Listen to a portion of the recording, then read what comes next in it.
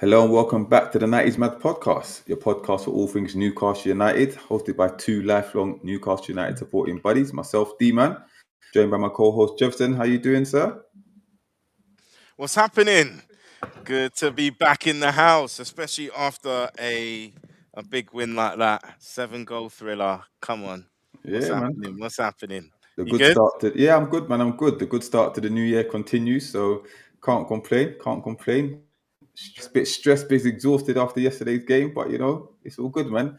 We end up on the right side of the point, so all good, man. All good. But don't forget, like, comment, subscribe, all that good stuff. Tell a friend to tell a friend. You know the drill. Obviously, if you want to leave a super chat, we're more than grateful. A super thanks as well. Yeah, we much appreciate it. Helps the channel grow. Helps us bring the good stuff to yourself. But yeah, we're joined by two returning guests. We've got Doc in the building. How you doing, man? I'm good, guys. I'm good. Lovely to be on. Thank you very much for having me. It's 2 o'clock in the morning here, so yeah, ready We to go. appreciate it, man. We appreciate it. And Roy, how you doing, my friend? Greetings. It's great. I'm a bit behind the doctor by 1 hour, so it's only 1 a.m. here. Okay. This is how much we love the tune. We're waking up Dedication. in the morning. Dedication. We like it. We like it. Just out of curiosity, did anybody see the Arsenal? Yes. Yeah. Awful, absolute awful. Yeah, I watched it. Yeah. Dross, absolute dross. But you know what? We had the best game of the weekend, best game of the season, arguably. But yeah, we're here to review that as usual. We review the latest Newcastle United games. But big up Connor in the building. Big up Connor. Big up PDK as well. PK as well. But yeah, before we start, quick one. I know we've had a few interesting comments from our sister channel, the NUFC Talk TV. Big them up, Chris and the gang. Privy to all of it, but I've heard there's a few darts been thrown. Yeah, a few comments been made by certain people. So I don't know, Jefferson, if you want to speak on it. Yeah, if you noticed, I've done it in case Clinton comes on.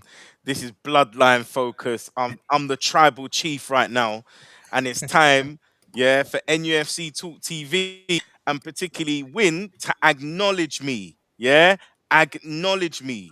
Now, listen. Anytime they're mentioning my name alongside my colleagues who will come in a bit, it's prime time. And I get it. I get it. You guys are hating. Yeah. You want me there. You miss me so much that when I'm not there, you have to mention my name. Honestly, Christmas Day. I'm there. I'm there tucking into my chicken and gravy, right? And veg and all the trimmings. And then I see Win doing a king's speech or something. And I thought, oh, this is interesting. And he couldn't resist it. He just had to mention the name. Why on Christmas Day? Why, Win? Why? Why? Listen, at the end of the day, I think unless I'm there, I'm happy to do a tete-a-tete. Win himself knows this. We've had many a battle over the last year or so. But if I'm not there, guys, please don't chat my name. Unless, of course, you want it for views or whatever that might be. But I am the tribal chief. Acknowledge me. And I'm gonna bury it there because I'm not gonna give it too much airtime. It's very frustrating. What I will say is this: is that I will forever be a realist. I'm gonna call it logically, factually, and if the Colties are hating on that, more fool them. But I ain't ever gonna change my stance. I'm always gonna be Eddie out, and people know that this is the realist perspective. That's why they tune in here. Simple as. So basically, when he's saying no more sneak dissing, yeah? Yeah. If you've got something to say, wait for you on the show. If you want to come on the show, have a little debate, it's all that. Because I didn't see the Christmas Day one, but I saw the recent one where he said he called out a few people and he said, basically, you only come on the show when you lose, when Newcastle lose. Yeah? Now, boy, I don't know if Roy or Doc want to talk about it quickly. I have something to say about it. I'll start with you, Doc. Anything you want to start? Sorry, guys. Who's Win? I don't know who's this guy. Is it some old guy? I think is it some guy who's always drinking on the show or something? It's Senator Palpatine. Okay. No.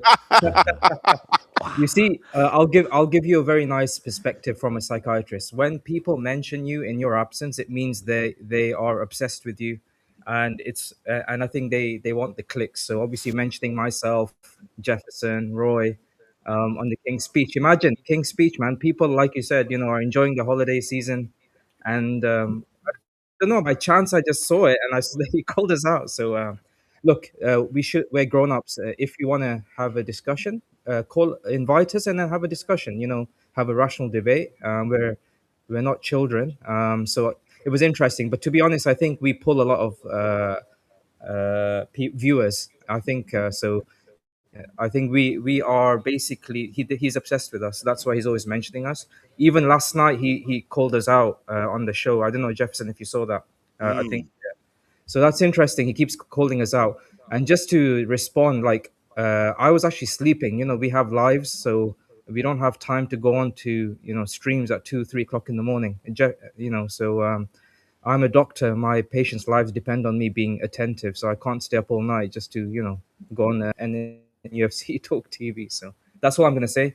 Like Jeffo said, look, we all love Newcastle United. We want us to succeed. It's nothing personal against Eddie, but if you think about it rationally, he's taken it as far as he can, and that's all I'm going to say. And I'm happy to have a debate with anyone at any time. Tackle the argument and don't attack the person. That's what I'm going to say. Thank you. Okay, Roy, anything you want to add to that quickly before we move Yeah, on? well, Doctor, you said we had a rational discussion with them. When has any of them had a rational discussion with us? If we go and say, let's say a game, which game? West Ham game, and we come and say, this happened, this happened, this happened, this happened. 1.12345 6. Next game, the same things happen. The journalist who asked him about Gordon on the left, he did it anyway yesterday, and it was wrong. And we didn't even win the game till he did it. Barnes on the left. But no, Eddie's got credit. That's the only argument they've got. He's got credit. Bloody hell, man! He's got more money than Trump. Is- and then the other thing is, we get the personal insults, and you guys know what happened yesterday. And I left the group, and some idiots are coming in and insulting me personally. Yeah. And I'm like, guys, I've never insulted any of you. Oh, but you said this and this about Eddie. Eddie, he's not your dad. He's not part of your family or anything. These guys, these footballers are our modern day gladiators. We sit and Yeah. pay to watch them. They work for us. Yeah. If it wasn't for us, there'll be none of them. So yeah, when I'm paying £1,000, £2,000 a year and buying merchandise and tickets and flights to England to watch the game and back, I'm gonna swear. I want to watch entertainment. I want to be entertained, but I'm not entertained. I've only been entertained probably for a few minutes this season. Yesterday, take the goals out, it was atrocious. It was the scoreline's 4-3. The actual football, atrocious. Both teams. If you think there was a coach in yesterday's game, it was their coach, not ours. It But isn't. anyway, Yeah, but it's all love. It's all love because I it said is, it on man. the show 2 days ago, and I said I love it when Eddie proves me wrong every game because I want to see Newcastle win. So when Eddie proves me wrong and proves them a numpty, I'm happy. Listen, I think we'd all, Yeah. even if you are, the most avid Eddie out, we'd all want him to prove us wrong and succeed in a certain particular way. Yeah, and it's all about Yeah. opinions. End of the day, like you can want him. It's fair enough. You think that he's reached his ceiling and he needs to go.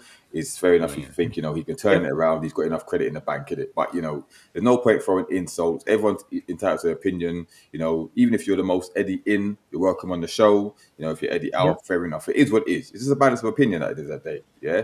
But just speaking on merchandise, is anyone going to be copying the whole throwback merchandise that they released in the advert yesterday? Oh yeah. Ooh.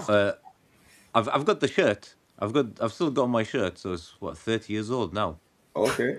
I can go and get it. It's Yeah. still there. The I've got moths it hanging. haven't eaten it. Oh my gosh. Yeah. Wait, I'll get it. there's proof that we're live, guys. There's proof that we're live. I'll be getting some of the training gear, man. I think I'm going to get some of the training gear. It's a bit scruffy though. Oh, No, look at nice. Wow, that's 30 years old. That's impressive, man. When I think of that, Yeah, I just think it's, Ginola. I think Ginola. That's when I think that Yeah. that kid. Oh, But, back when we actually had a good winger. but let's go This is anyway. older than So both of my kids. It's older than a I lot of hadn't even people, met to my be fair. first wife when I had this. So there you go. But now, listen, we're here to review the Leeds United game. For those who've been sleeping under a rock, it finished Newcastle United 4, Leeds 3. A classic game, a classic encounter. Before we start on that, though, we have to talk about the sad news that we received before the game. King Hev, unfortunately, he's been a victim of the cancer. He's receiving treatment. That was reported yesterday. So, prayers to him. Hope he's wishing a speedy recovery. Hope he gets the treatment and the care that he needs and he deserves. But yeah, thoughts and prayers with him, and wish him a speedy recovery from it all. Anyone want to say anything quick on that before we move on? Just echoing your words, and as we know, King Kev was a great part of our history, both as a player and as a manager, and such is the effect he had on our history that look at the name of our channel, probably one of our greatest eras ever, and we've our channel, as a shining light to his time with the club. So yeah, wish him well, and thoughts going out to him and his family. Indeed, and it's fitting that we were called the entertainers. You score 3, we'll score 4, and it's fitting that was a score like Yeah. with this game. It's like it Yeah, was meant to I be. just want to echo that. I've read he's got gastric cancer, so that's abdominal cancer. Right. So yeah, I wish him all the best. I'm not sure. There's not much more information if it's advanced or not. But anyway, hopefully he's gets well. All the best to his family. And yeah, he's a legend, isn't he? I mean, I think he was like instrumental in shaping a lot of our childhoods. Maybe I don't know, Roy. How old were you when we When went to he take? when he played or when he Shots coached the first fired! time. Shots fired! Now I was 7. I was 7 when no wait. Yeah, 17. I was about 7 when he played. I was about 17 when he coached us. So Yeah. So for me, the epitome of what Newcastle United should be. Back in the days, we were entertaining. I think we were the second favorite team for every fan. That's how good we were, Mm. and that really shaped my view of how we should play football. Yeah. So all the best to him and his family. No, big up, big up. Okay, so moving on to the game itself. Like I said, it finished 4-3. Very entertaining game. He took the lead with the winner. But Jefferson, overall, quick summary of the game. What are your thoughts on it? Yeah, I mean, I was on NUFC Talk TV earlier, and I basically likened it to. I remember there was a classic with Leeds under Sir Bobby that also finished 4-3 at Ellen Road, and it kind of reminded me of that a little bit. I think it was an action-packed game, and I think one thing that was apparent with the team is that they showed great backbone and heart to come back 3 or technically 4 times if you count the actual winning goal. So it shows a real spirit, I think, that has been missing a little bit, and so much so that the stats were showing that. And I think we've got that monkey off our back now in terms of that big fat zero, not recovering from winning positions. But yeah, it's an emotional outcome for many. Um, I really think we snatched the jaws of defeat. Of course, we'll break the game down in more details, but it was great to get the W. And obviously, as a result of that, I'm also wrong because I know in was it the last show or the show before, we had predictions over How many how points many we get for how the many 5 points games? out of Yeah, 12, or was it out of 12 or 15? I can't 15 out of 15. Yeah, remember. So yeah, I thought it would be 8 or 9 or something. We've already got 9 from 9. So yeah, really, really positive. So there were some good things in the game for sure. Attack 7-goal thriller at yeah. home, moving up to 6th in the league. Let's go. That's the main thing. Yeah, I mean, like I said, listen, it was a massive 3 points. And not only that, all the other results went our way yesterday, which was good as well. So that bumped us up to 6th place. I think we're now 3 points behind Liverpool in 4th because of their draw today. So it's looking positive in terms of the position in the league. It put us a slightly different viewpoint on the season itself because we're 6th in the league, semi-finals of the League Cup, still in the Champions League, and we've got the FA Cup to go. So in that respect, you're well within your rights to feel positive. The game itself, like I said, it showed, character, grit, determination, that never say die attitude. Some very good performances from the likes of Miley and whatnot. But at the same time, there is a lot to to talk about in terms of what needs to be improved. And we saw some of the same stuff we've been talking about over and over again in this game. And, if we're honest, we got away with one here because Leeds, especially in that first half, they were a lot better than us. And if anything, yes, they may have been fortuitous with one of the goals and that, but they deserve probably at least a point from that game, at least a point. But listen, it's 3 wins from the 3 games that we spoke about. It's possible that we can go 5 for 5, which we'll get onto. But listen, it's looking better. It's looking better. Doc, it's quick summary of it. Yeah, I think we showed great resilience as a team, which we haven't seen this season. Coming back from going down against Leeds. Leeds had been in good form. They hadn't lost in 7 matches, five draws and 2 victories, including beating Liverpool. Drawing with Liverpool and beating Chelsea. So they were in. I was actually a bit apprehensive about the match, but yeah, the boys showed great resilience to come.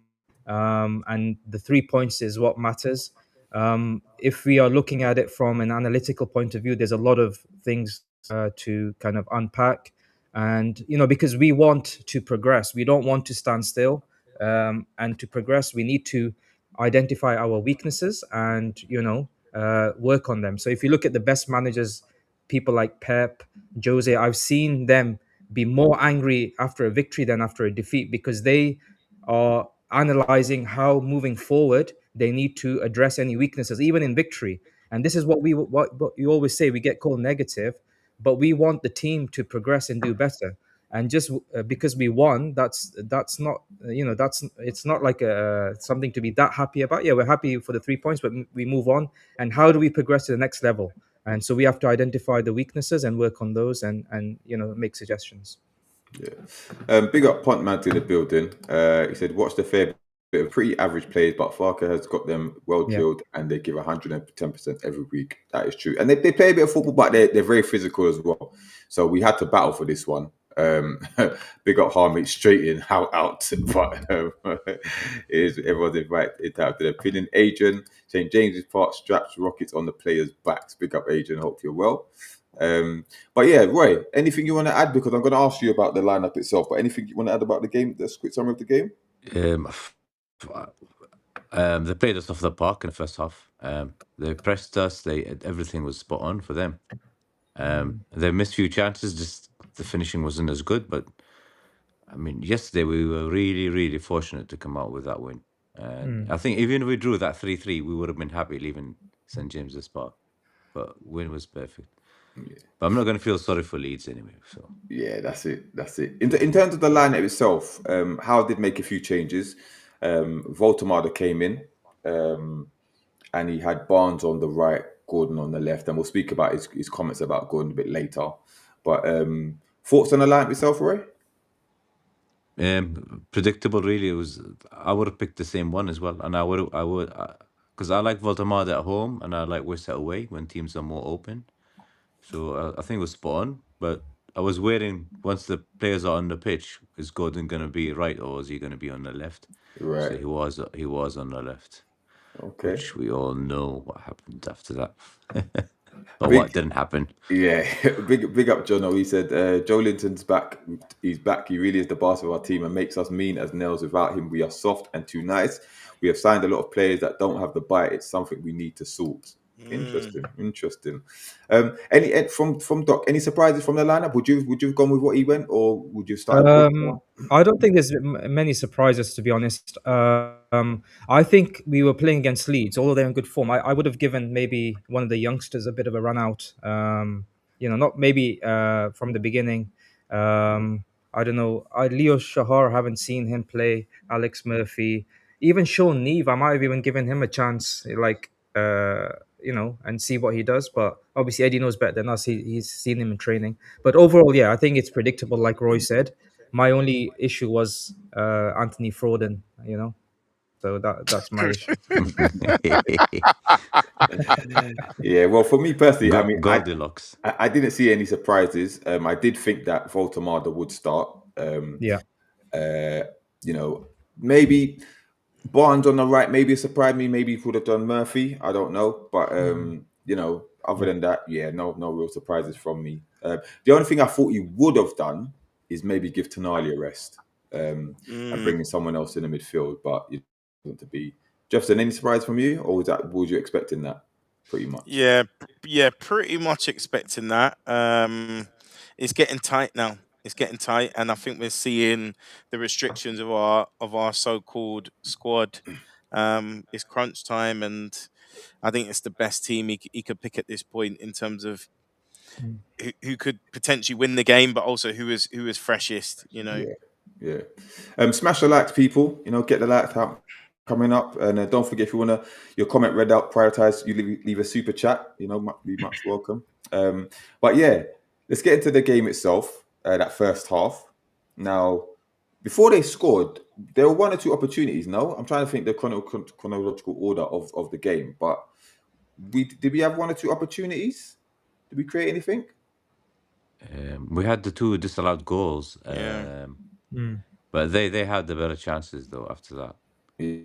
I mean, the A few, first a goal, few headers and yeah, but the first goal that they scored, oh, Malik Chow, yeah, who, let's be honest, had his worst performance in a Newcastle shirt yesterday, right? Um, Big up Christina, by the way. She said she did a Big like up, and a big sub. up. Much Well done, appreciated, Christina. Christina. Nice to see you. The Yeah, force is strong with you, girl. appreciated. But no, Malik Chow, obviously he slips now. Calvert-Lewin slips in Aronson and he slots it past Pope. Now, unfortunate, clumsy, because it's the second time he slipped and cost us a goal. Was it symptomatic of what was to come? Like, Doc, what was your thoughts on it? I think the first thing to say, he's been our best player the whole season. He's been so consistent playing at a high level, even though the team's been struggling. So I think he was due a bad game, to be honest. And also, it's interesting. I don't know if you guys have followed him in AC Milan. At AC Milan, he had this in him. He had patches where he would make a lot of mistakes on the ball, either slip or give the possession away. And I think that's one of the reasons that AC Milan sold him, because he wasn't consistent enough for them. So he's got it in his locker. We haven't seen it, fortunately, until really, against Leeds. I don't think he can be too critical. It happens. It happens to the best of players. For example, Gabriel at Arsenal in the last match, he gave the ball directly to the opposition and they scored. So it happens. So I wouldn't be too critical. But then even after that, I thought Pope could have done better with the I was shot. going to ask about that You as know, well. Yeah, yeah. People keep thinking Pope is the modern Gianluigi Buffon or something, but he's weak. He's a weak shot. He's not. He's not an elite keeper, and I think he should have done better. There's an issue with him on the right side when he dives When on he the right. dives, yep. Yeah, We've been speaking about I, this for a very long time. Yeah, since and, you and showed and the it. shot was from quite a far distance, so he had time to see the ball. And Yeah. I'm not sure why he was so slow to get down. He should have saved that. Liam, big up Liam. Hope you're good. He said this game was coming for Chow. Been a few warning signs. He's excellent, but something's missing. He's not a killer. Interesting. And Coroner said, get him a pair of 90's Umbro. The slipping will stop. Old school. Point Mag said, good point, Doc. I remember some of the Milan fans said he does have a clanger in him. Mm. And Jono said, Cher could have bailed him out yesterday after he slipped. He was on the cover. Yeah, I mean, there was a bit of tap play before the goal occurred. So, Roy, any thoughts on the goal itself? just unlucky, wrong time, wrong place, and unfortunate slip. But it was a good shot from the Leeds Yeah. player as well. From And then Aronson. Yeah. yeah, Pope should have done better, but yeah, it is what it is. The I other think thing, if he just took that shot 10 times, he wouldn't have sorry, go scored. on. Sorry, go on. Go on. If he took that shot probably 10 times, he wouldn't have scored. But then he did something similar in the second half. So The other thing, just to mention, he slipped around the halfway line, so there was enough time for the rest of some of the players to cover that. So I'm not sure he kind of just went straight through. And that's the thing. Miley tries to get back, but again, that's not his game. It's not like Tino who's going to busting a sprint gut, back, yeah. and that you see, that's where there could be a weakness in playing someone like that at fullback. I mean, and I'm not Yeah. blaming Miley; he's out of position. But it's so interesting, D man, because the last episode we were literally bigging him up, saying, "Raw man was doing a 360." Yeah. Right in defense. But we said it's so weird because Steve had brought attention to those lapses in concentration and Yes. mistakes, and then the very next game it happens. Yeah, Mm. yeah. Crazy. Um, We jinxed him. yeah, just going back to the formation thing, Cuff has come in. He said Anthony Gordon at left wing and Harvey Barnes at right wing is a better net positive for the team than the other way around. You criticised Eddie Howe for pandering to Anthony Gordon, but if playing Harvey Barnes left wing is a net negative to the team, surely that's the same. Interesting, interesting. We'll talk about that anyway towards the end of the show as well. So, but yeah, we go 1-0 down. But we're not down for too long because we get the equaliser. Um, good work again down the right hand side. Anthony Gordon's involved. The ball comes to him and he flicks it over. Gets a nice touch to Voltemada, who very good awareness to lay it off to Harvey Barnes with a cultured touch, and Harvey Barnes on the left foot smashes it in bottom corner. Jefferson, thoughts about the goal itself? Yeah, I mean, to be fair to the team, there's like some really patient build up in there, recycling of the ball. It's weird because there's a mix of like the basic and the sublime, right? So, when we're kind of passing it amongst each other, that typical get it to the right and cross it in, which has proved a bit frustrating for me because it's a very simplistic pattern of play, actually proved effective. Because Gordon actually gets a really good touch. I mean, boy, hold tight, Ampadu, because he knocks it over his head. So taxi for Ampadu, but that deft touch from Voltemada is the bits of quality that we know he can produce, because a desperate striker might want to hold it, turn, try get a shot off, very similar to how Barnes does for the winning goal. But just that awareness that there's a better player next to him who can get a shot off Mm. in Harvey Barnes is a really intelligent piece of play. And what I like about the finish is Barnes is very clever. He uses the defender to kind of block the keeper and guide it round him. So deadly in the box, this boy. We need to get him more involved in that attacking play, an essential area, in my opinion. Yeah, yeah. Um, Michael Pass said great skill from the assists. Listen, the fact that he was involved, the awareness to flick it over the defender and to lay it off like that, credit to him as well. Doc, any thoughts on the goal? Yeah, just what Jeffo said. I think, see, for me, I was very impressed with Walter Marder. Like, the best players, they slow everything down. It's so I was listening to pods and they were saying, I think it was Rooney was mentioning that the best players, they see the next pass before everybody else and they see the bigger picture. And so yeah, Walter Marder has that in him. He has that kind of ability to be calm and pass the ball, especially in the box. And then Barnes, what a finish. He has that. He's a killer. He's a killer in the box. I've seen him do that for Leicester as well. And we're not utilizing him to the best of his ability. He is probably the finisher at the club. I would say he's better finisher than Wissa. And definitely it was a great finish.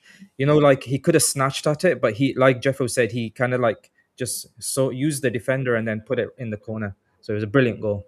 Yeah, like you mentioned, the best part of it to me was the Voltemada touch, because to take Yes. that, actually to slow it down in a crowded area where everything's Yeah. so frantic, to have the mind to do it, was very impressive, and it wasn't too tight because sometimes it can ricochet off you and go past him. It Yeah. was just the right amount of touch on it for Barnes. We've got a super chat from Adrian.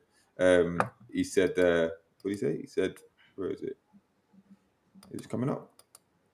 Yeah, tell us about when you met King Kev and Sir Les Jefferson. Yeah, do you want to Yeah. quickly speak on that one? Yeah. So I was 12. I've actually met Sir Les twice, actually.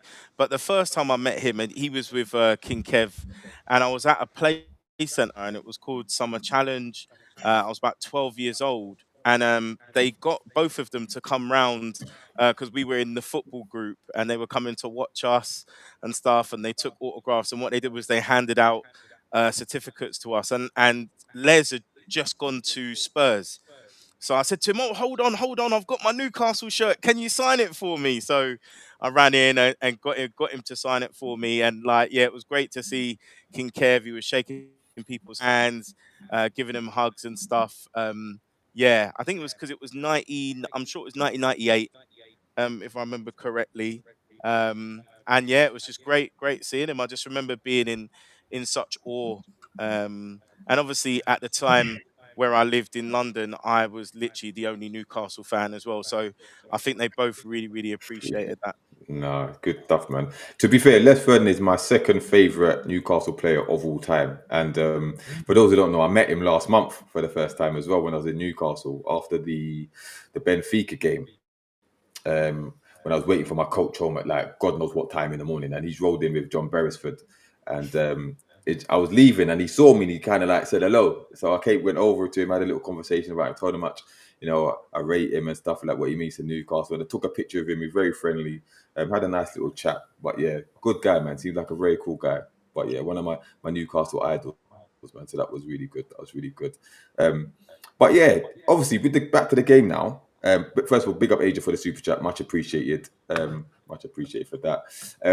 Yeah, so obviously at 1-1, again, I'm getting confused with the order of things, but we had a couple of opportunities where, I think the ball was whipped in and it's hit the woodwork. I think Miley was stretching, he didn't get a connection to hit the woodwork. But the Fabian shared still out goal. Does anyone think that should have stood, or are you happy with that decision? Yeah, I think it was the right decision. Yeah, he pushed. Keeper had the ball and then he hit him from the back, and then Shaw was pretending like I didn't do anything. Yeah, he hit him. Yeah, once I sort of thought that's never going to get given. Yeah. To be fair, to be given. But just quickly, Liam said in terms of Voldemort, said unfortunately, Doc Voldemort slowed most of the game down, not involved much overall. And a few people saying that. I know we don't play to his strengths, but he does sometimes. He does slow the game down when we need to be really on it. But that's the way he plays, and if we're going to get the best out of him, we've got to adapt. It was I thought it was a completely different thing when Visser came on the pitch. I thought he offered more, but I think that's more to the fact that the team are more used to a player like that. We're stretching the play on the shoulder defender, dragging defenders here, there, everywhere, looked lively. And because he looked lively, it sometimes looked like he's doing more than the Voltamada, but not always the case. But yeah, but then again, he did give away the ball for the third goal. Misplaced pass, which led them to get for the third goal, which we'll get. I just want to stand up for Nick. I think he gets scapegoated a lot. If you watch Germany play, if you watch Nagelsmann, he utilizes the abilities of Walter. He's an absolute top class striker, and despite us struggling, he's got 8 goals in the Premier League. He could have had more if he took penalties. So I don't know why people seem to like scapegoat Nick. I agree with you. Wissa gives us a different dynamic, but we need to play them together. We need to put Nick in the 10 position. We talked about this, changing formation 4-2-3-1, and then him linking up with Barnes on the left and Wissa. I think that would work for us. So I just want to stand up for him. I think, yes, obviously, he has room for improvement. He's come to a new country. He's a young player. What is he, 23? People forget that. He's still young. He's not old. Look at what Gyökeres is not doing at Arsenal, and he's a lot older than him. Well, apparently, Gyökeres is doing a great job. If you listen to Declan Rice, he's so key to the way they play. He was terrible today again. I watched him. He was terrible. He was awful. He was shocking, Yeah. absolutely shocking. But, So, and yeah. the right things that he's been compared to Sesko. Sesko's off the mark. Sesko looked dangerous yesterday. Yeah. He looks like he's ready to go. So Just to say as well, I think a really key part to the way Germany plays, they've got another creative or attacking midfielder with him. And then if you look at the wingers in Leroy Sané and Serge Gnabry, they're going to bomb in beyond. And as we've talked about many, many times, Barnes is a 1-2 link-up player. Ilanga is probably the only one that darts in behind because Murphy hugs the touchline and crosses the ball. Gordon tries to take a man on. So they're typically not going to be the wingers that will get the best out of Voltemada. So I totally agree with Doc. For Voltemada to work, we need like blistering runners in behind. Yeah, like Cuff said, that's one criticism at our level at Eddie is that we need to adjust the way we play. Sometimes to get the best out of Voltemada, the kid is special. Okay, so before half time, Leeds go 2-1 up. Yeah, and Malik Chow again gives away the penalty. Now, I personally think it's a soft penalty because I do believe he was pushed. And, when you're going down like that, what can you do with your hands? Does anyone think it was a blatant penalty or do you think it was a harsh one? I'll start with you, Roy.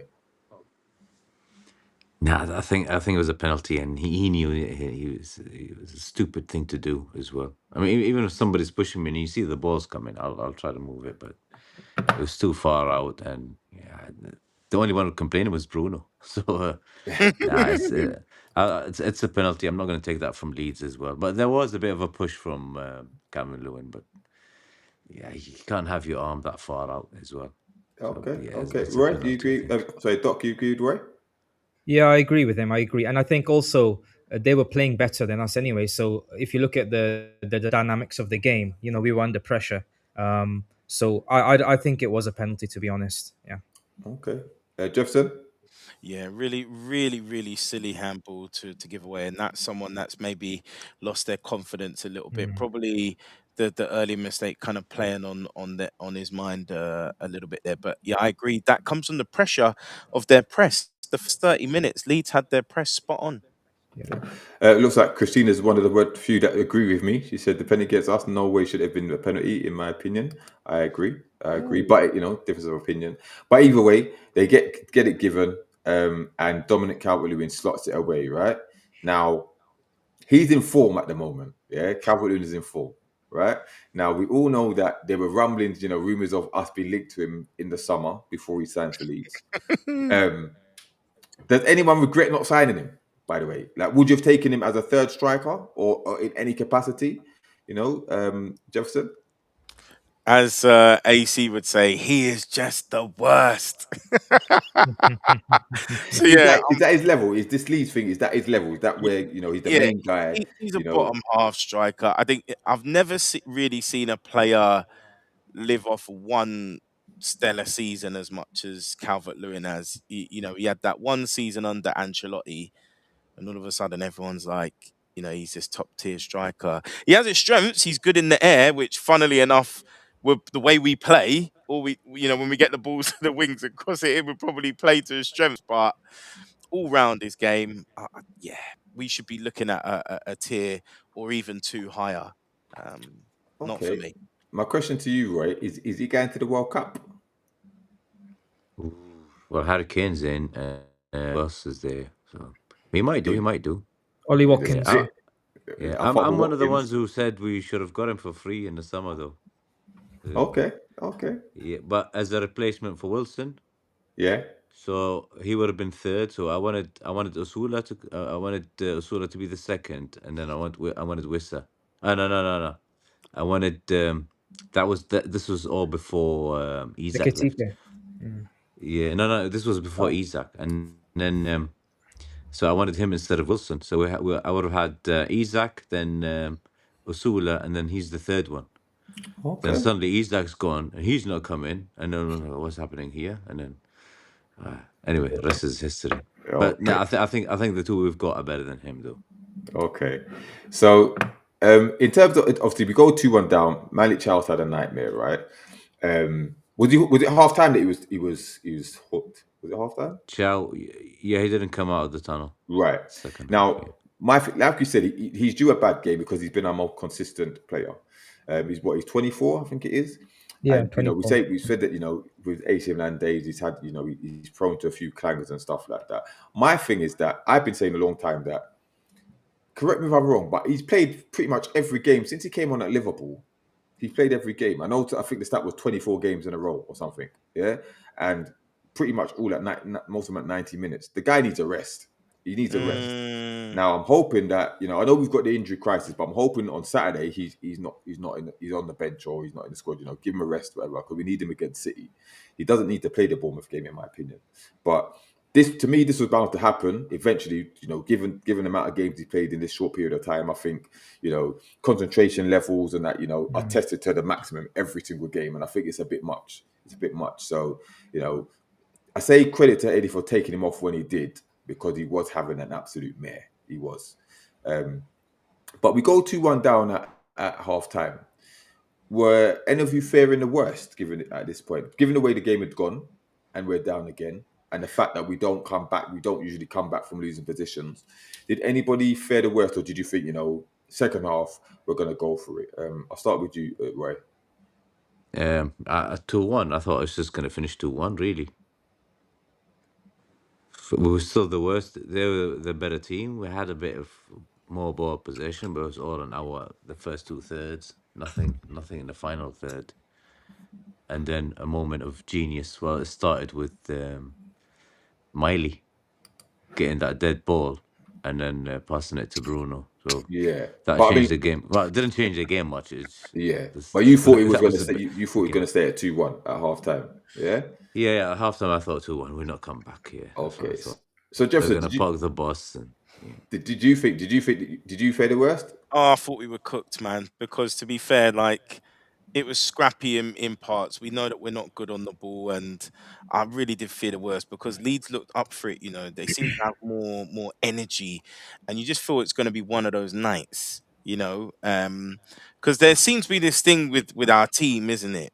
I Hmm. still think ever since 2022, 23, I know we've had runs, but I still feel like there's been aspects of luck in some of the wins we've had. Whereas in that 22-23, it felt like we were an unstoppable force. It feels right now like we don't have control of games. So you are kind of counting on some special individual performances like we've seen with Bruno, with Barnes, people that are going to kind of take the ball by the horn, so to speak. But it feels like a wing and a prayer at that point. You just think every time they're going in front, you just think, nah, we're not doing this today. So, Couple said I was dreading the next NUFC Talk TV 90's mag show at half time, to be honest. Because we knew the daggers would be out. You know, the funny thing is, I didn't actually watch the game live because I was at the Palace game, yeah. But I was following the commentary because the Palace game was dead anyway. So I was following the commentary on my phone and checking the WhatsApp groups, whatever. And the worst thing about it is I sit next to a Leeds United fan. Yeah. So at halftime, this guy was proper just grilling me, mate. He was just like, "Oh, see, we're in form. We're gonna do ya. All this nonsense. Dominic Calvert-Lewin this, Calvert-Lewin that." I was like, and in my head, obviously, I'm saying, listen, don't worry about it. We're gonna come back and beat you. But in my head, I'm thinking, given the fact that we've apparently been playing poorly, we don't come back from lose positions. Especially the first 10 minutes of the second half, we're normally asleep. I thought, you know what, it's gonna be a long evening. It's gonna be a long evening. But obviously, it turned out not to be. Doc, what were your thoughts at halftime? Yeah, so at halftime, I was fearing the worst, to be honest. If we look at kind of the whole season, second half, we've actually dropped in our performance levels. We were not great in the first half. Leeds were on top, but it was two kind of poor teams, to be honest. And I thought at 2-1, I thought we might have ended up losing 3-1, to be honest.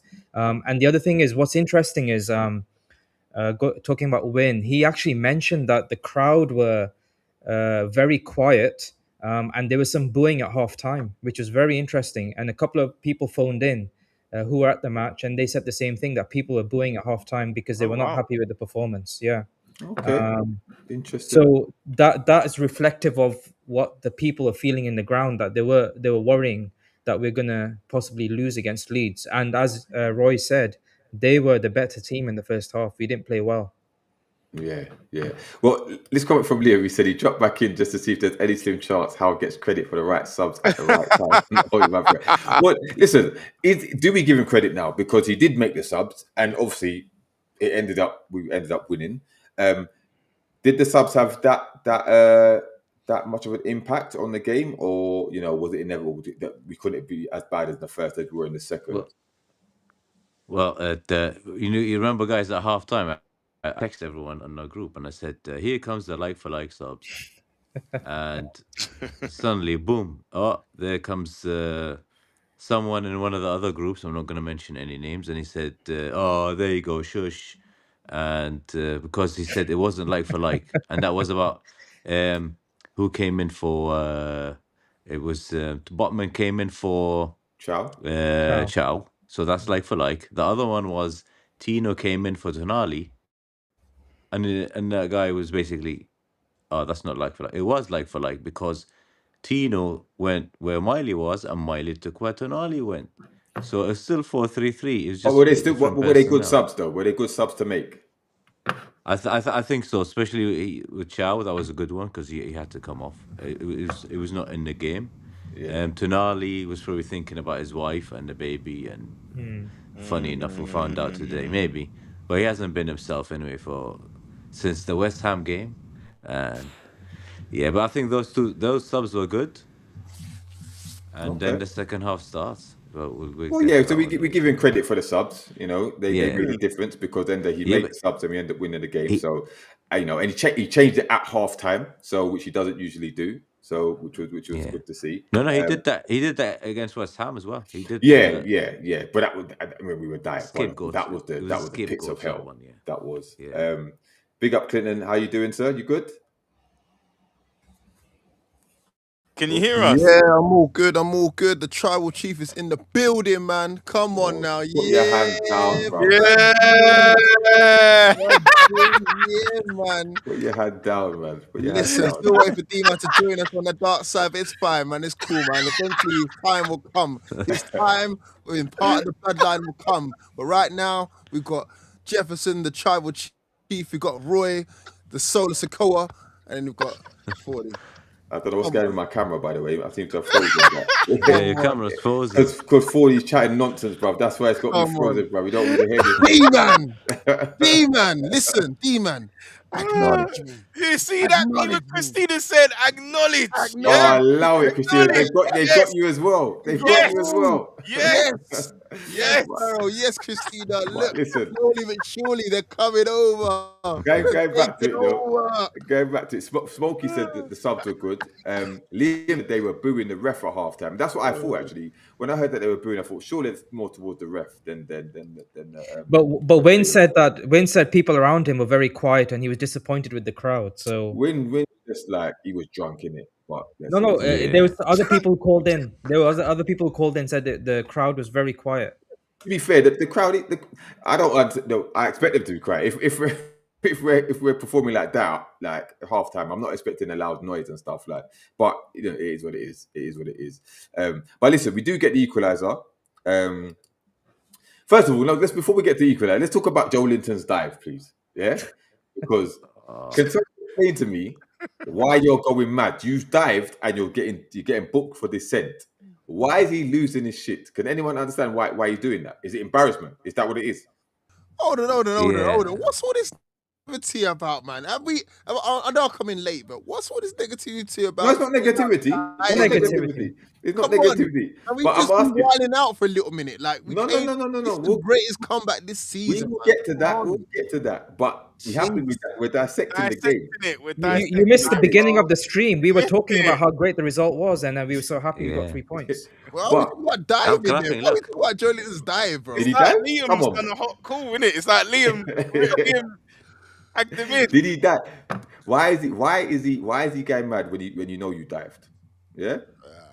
I don't know, bro. Like, come on, man. We all in fact, no, I was about to say we all would have done it, but to be honest, we would have got the shot off first and then afterwards. Right. Exactly. Why not That's try Joe to Linton, shoot, man. man? He's crazy, isn't he? Like, to be honest though, in the last couple of games that he's come in, he's actually done the business. His Like, performance have improved again. yeah. Credit to him. I think he's the bite that we've needed, especially with Miley moving to right back. I think he's been the bite that we've needed in the centre of the park. So, to be honest, he's allowed a little crash out moment every now and then. That's Joe Linton. That's what you're gonna get with him. You know, I wouldn't take him any other way, man. That's what you're gonna get with him. As long as he keeps it below a red, that's the main thing. If he costs us, Has he ever been sent off?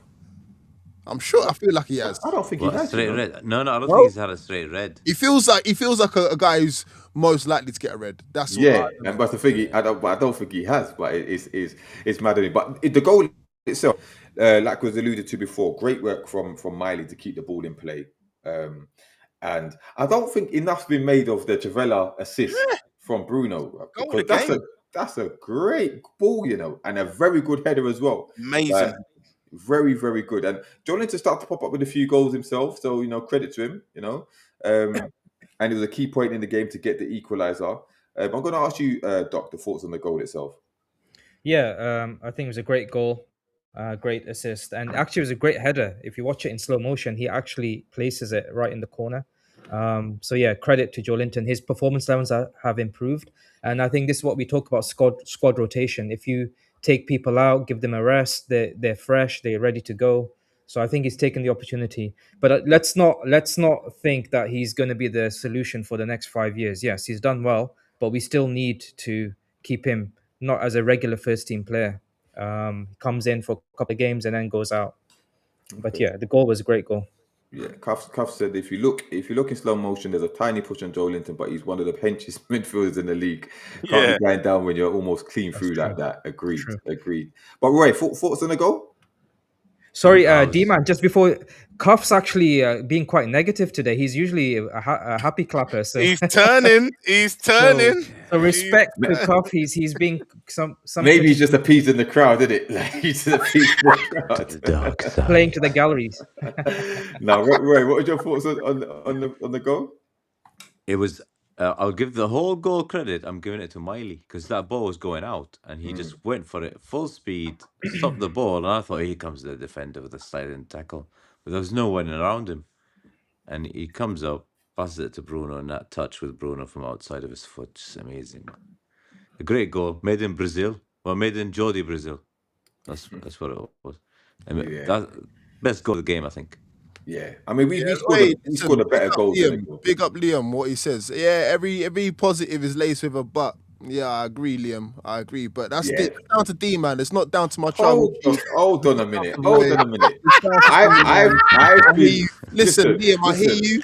That's the Liam, reason why I had to come in and no, regulate. let's ask Otherwise, this Liam. guy Let's is ask Liam. negative Liam, Nancy. Liam. You would have Of thought that all we the lot panel, will no, think. You know what I mean? no. Of all the panel, yeah, forget 40, yeah.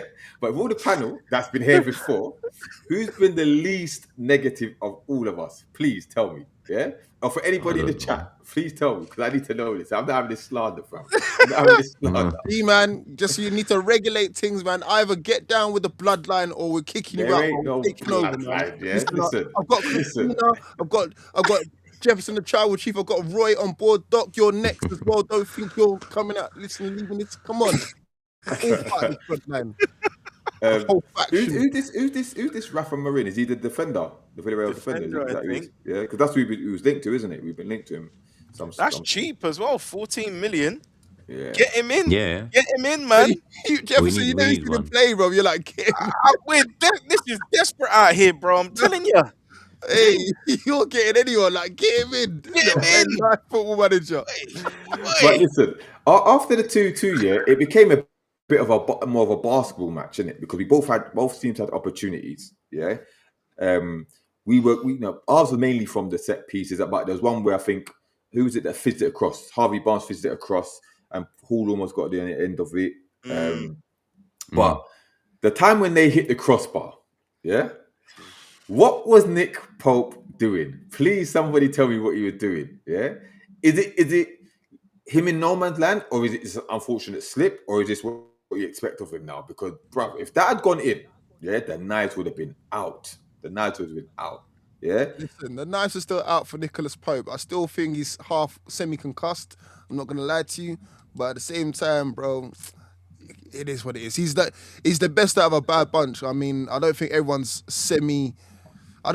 really convinced on Aaron Ramsdale to be getting that permanent move. So again, we're stuck with Pope, man, and I don't want to see us spending another 40-odd million or even attempt to try and chase James Trafford for the 15th. Oh, please no, please no. No Trafford. If we're but I think chasing, we all agree we have to upgrade on the keeper in the summer. Yeah, But in the it's not summer. Trafford. Pope will get through to the summer. That's fine, cool. We'll have to just deal with it, but I don't want to hear no talks about no James Trafford again, because otherwise I'm gonna have to call a stalker helpline on Eddie Howe, because that's just it's just too much. It's too much.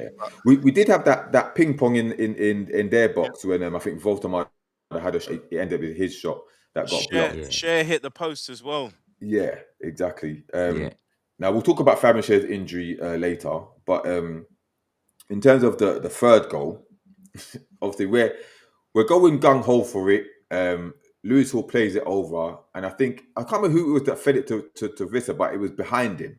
Yeah, and he's tried to lay it off to Ramsey. Yeah, Bruno, and it's laid off to Ramsey, who slipped, and it's fallen to the Leeds player who slipped through Aronson.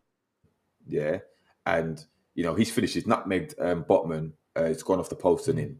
Yeah, sloppy goal to concede. Right now, I'm seeing that now, and I'm saying it's game over.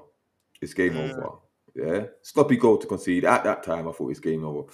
My missus is like, no, there's still time to get back into. You could probably even win this. I'm like, no. I'm like, you're chatting rubbish. Like, you don't know about football. Like, leave me alone. Innit? Like, Hold on. I'll go. Just big revelation there. You're telling me your missus knows better ball knowledge than D man. well, Cool. evidently so. Evidently so. You know what I mean? Get off and get D man on there, bro. But listen, we got. What were your thoughts on the goal itself, Jefferson? Because that was a bit of a dagger in it, and the way it was conceded as well. It's the timing of it. It's the fashion of it. Really, really frustrating. And I think we've talked about it, about looking after the ball, trying to be a lot better in possession. And we talked about it as well that Leeds probably pressed better than us than we did during the game, and that paid off for them. There's a bit of luck in terms of the players slipping, but they've caught us out there, and they've been very clinical when they've had the opportunity. Something that we've really been craving most of the season, and it's frustrating because until the game, Aronson had only scored 2 goals, and yet he doubled the season's tally in 1 game. So really frustrating. I'm not going to have a go at Sven because he's literally just come back. Do you know what I mean? He's trying to do a job for the team, but I think when Eddie and the team watch the tapes back, we got to do better than that in possession. You know, being over eager, getting caught out in such a fashion is kind of preventable from that perspective. However, it is actually a really good finish from Aronson. When you look at it, it just kisses the post. It's right in the corner. Keeper ain't getting there. No chance. Yeah. I don't think anyone can blame Pope for that one. It was well placed. 3-2. You know, it's looking a bit bleak. Now we get our way back into it through the penalty. Yeah. Now I think a lot of people, even on Match of the Day, they all unanimously agreed that it wasn't a penalty. You know, because what can he do with his arms and stuff like that? But for me, it's a blatant penalty. You're in the box, your hands out like this, like you're giving the ref a decision to make. I think he was spot on. Does anyone think that? Hold on. What was the penalty? They're saying that the Newcastle one wasn't a penalty. What? The handball, yeah. That- They're saying What are you smoking, man? Who was on the panel flipping David Batty and Mark Viduka, bro? Nah, man, there's a penalty, bro. It was a penalty, man. Man was doing flipping 100%, star jumps in the penalty. He was in area. the box. Do you know what I mean? What are you doing, bro? That's his own fault, brother. Again, he's American, so he might have got carried away, wrong sport. He thought he was playing football over in his place. He played football over here. That's down to him, bro. Was anybody surprised to see Bruno the one to step up to take the penalty? No, listen, Bruno is Captain America, bro. He's Captain everything, bro. Captain everything. Like, So you weren't surprised? Jefferson, were you surprised? Nah. Yeah, I was. I think we're doing this thing again, isn't it? Where for some reason the striker isn't getting the penalty. The other thing is, again, we've criticised Bruno on it. I mean, it's not his fault. It's a natural action. He tends to float stuff and not really have much power. So I wasn't surprised his technique. He went to scent the keeper because he hasn't got the striking power, has Right. he? So I was nervous in that instance. Happy he scored it, obviously, but what is going on? Because Visser was on the pitch at that time, right? He was, yeah. Why isn't the striker taking the penalty? I don't understand. But wholly relieved that he put it in, that he got the goal that he deserves, and he's now our top scorer as well. Yeah. How many goals he got in the league? 8 in the Premier Yeah. League, 8. I think. Okay. Doc, were you surprised to see Bruno stepping up to take the pen? I was surprised. Yeah, I was surprised. I don't know. Has he I think I remember him taking a penalty before, but he's not like a regular penalty taker. For Brazil, he doesn't take penalties. And I agree with Jeffo. For me, the striker has to take the penalty.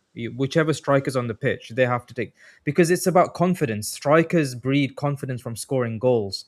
So yeah. But anyway, he finished it, so it was good. But yeah, for me, the striker has to take the penalty. Okay, so Liam, was that the one in the League Cup? yeah.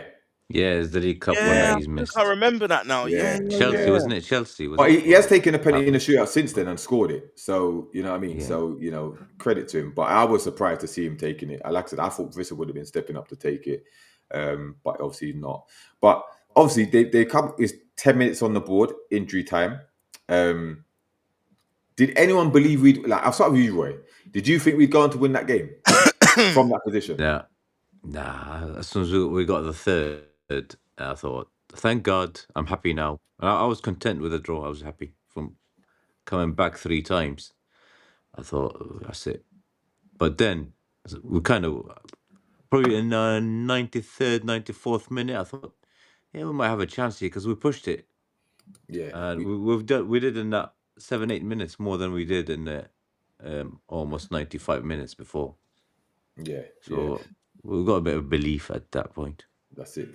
For those in the comments, smash the likes. For those who aren't commenting, just watching for enjoyment, please smash the likes. It only takes a second. Be much appreciated. Helps with the algorithm and all of that.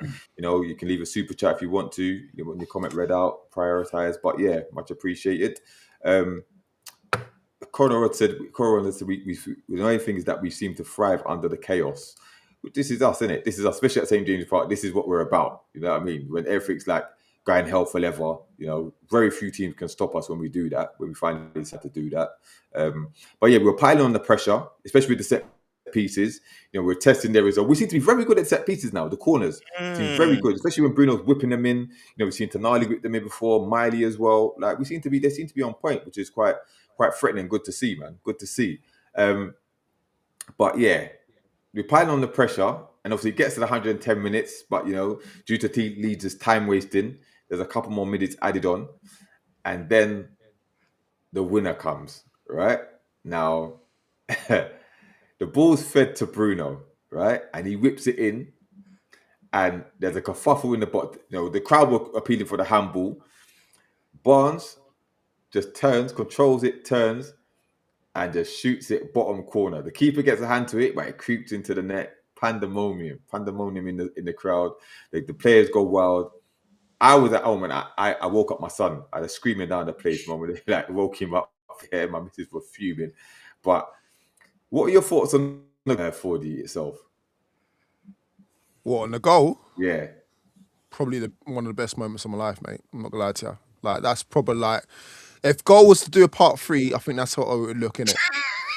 Bro, come on. Whoever seen goal? If you're a Newcastle fan, you've seen part. No, Did you just say one of the best moments of your life? Yeah, man. Forget. Other things. That's it, bro. Because again, that moment, yeah, that kind of feeling, yeah, you can't package it up, bro. Do you know what I mean? That's the sort of thing. Like you're down and out. Damn, we're behind. Cool, we score, we're level, down behind, and then the dire moments of the game. Timing, yeah. Okay, we got one more chance. Boom. Thank God it fell to who it did, bro, because I think he's the only one on the pitch that puts that in. I don't care if it fell to me, bro. Yo, Botman gets fouled. We should have got a penalty. Forget that, man. Listen, let me talk through the story, man. Listen, we need to play one more time, man. Man, it still wants to go to the negativity. We scored, bro. Keeps out a howler, and then we're all running to the corner flag. It's like we're all there, bro. Even this is done a madness, bro. He's got the flipping poles, waving it like he's at Notting Hill Carnival. It's crazy. Pandemonium scenes. Like, that's the sort of stuff you can't buy. That sort of stuff, bro. Like, listen, that is the moment of the season. That is the defining moment of the season. That even might turn some of the bedwetters to happy clappers, or happy clappers to bedwetters, whatever way it goes. And that's what we live for, man. These are the football moments that we live for. Come on. Smile, people. Smile. It was an amazing moment. It's one that, listen, it's the game of the season as far as I'm concerned. I think it's the latest. Some saying it's the latest scored goal in Premier League history. Some saying it's since 2006. I don't know.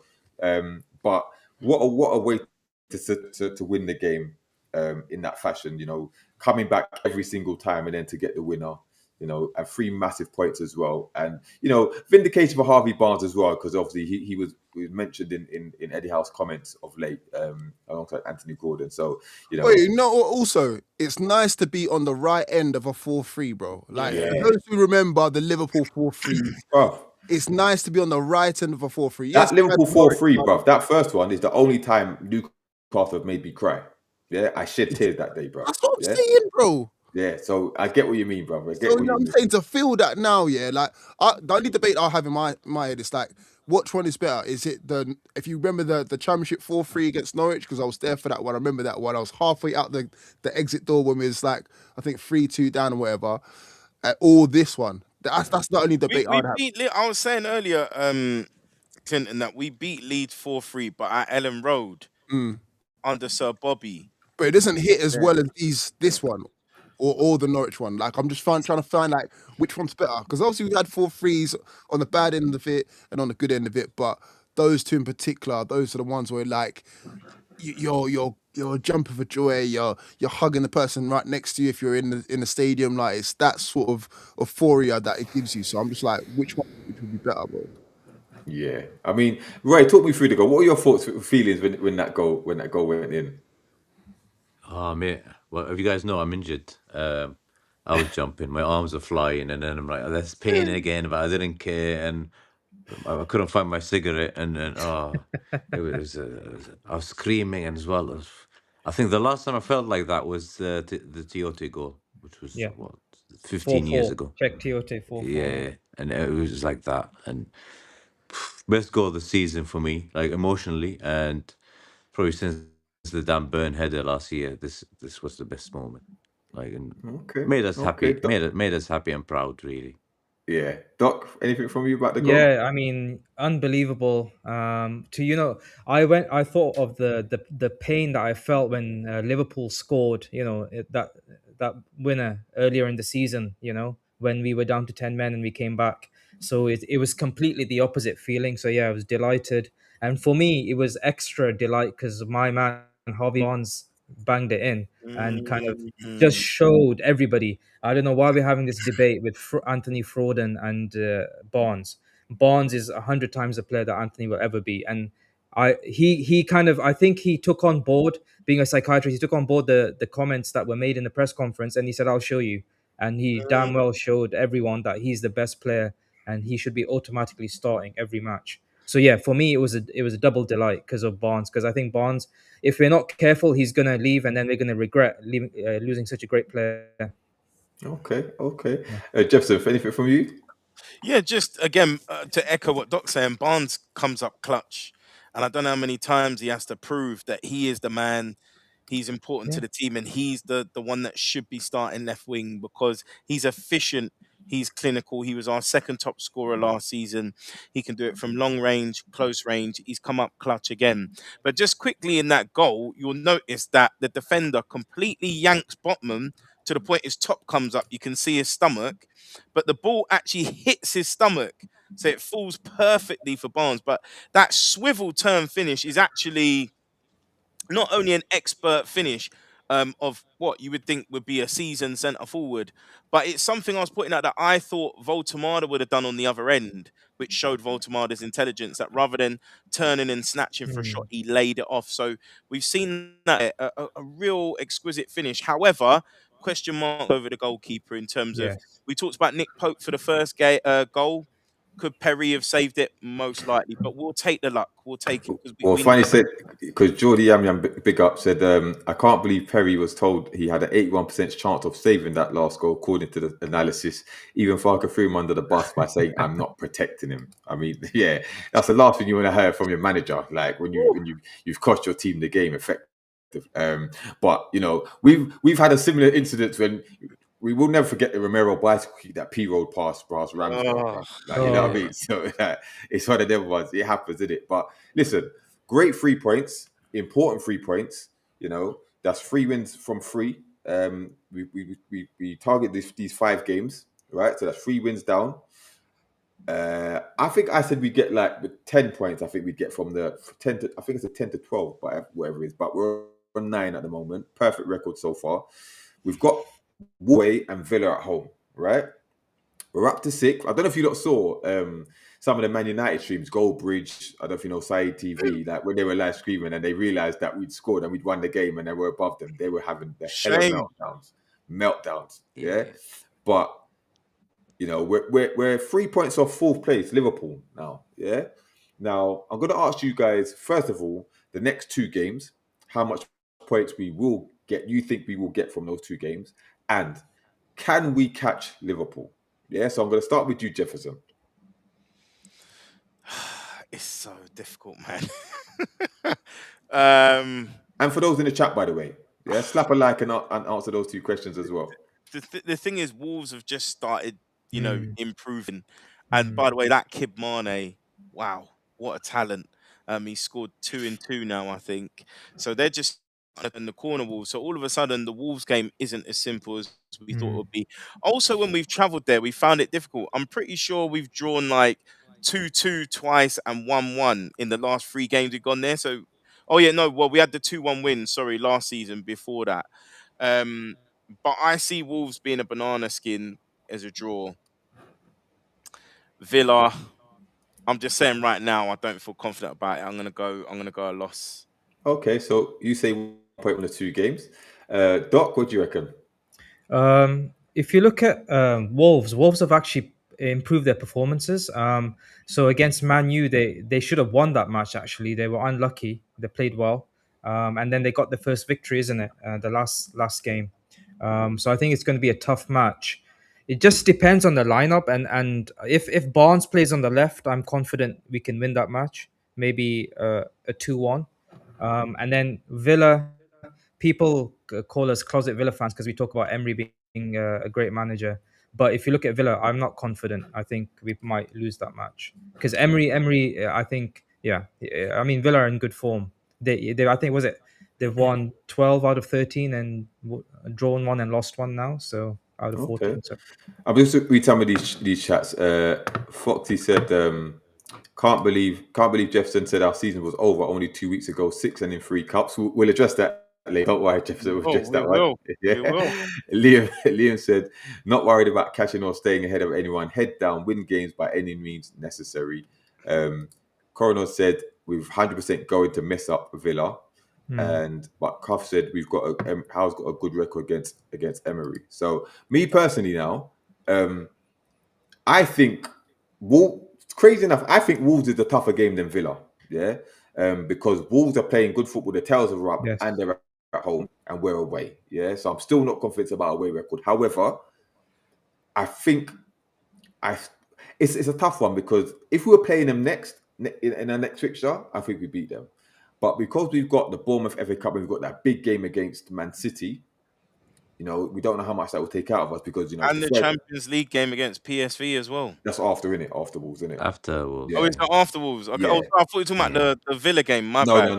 the Wolves game. So, but I actually do believe we scrape past Wolves, yeah, and I think we beat Villa because this fixture, it doesn't matter who's in form, it goes with home form, not most of the time, yeah. So Villa normally beat us away, and we normally beat them at home.